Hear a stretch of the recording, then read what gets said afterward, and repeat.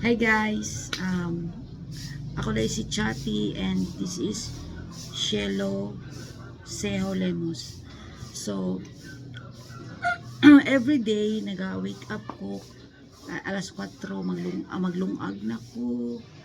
Kawag ko ni Lola para magkuan sa kanal unya. Pag after mag-exercise ko. Ate na! Unya. Hilong lang ka. Unya pag guman ako exercise, syempre nagainom ko kape, di ba? Unya, matuloy ko alam munisipyo kay para murag magbike ko babike niya. Balik tayo dire. Wala kay bike.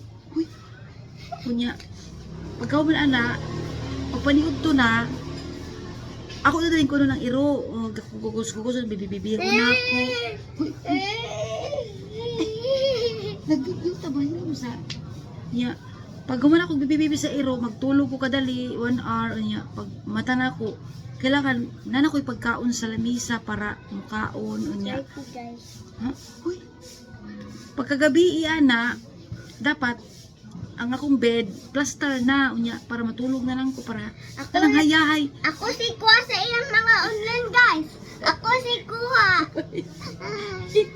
Ikat ra na to ni ikat.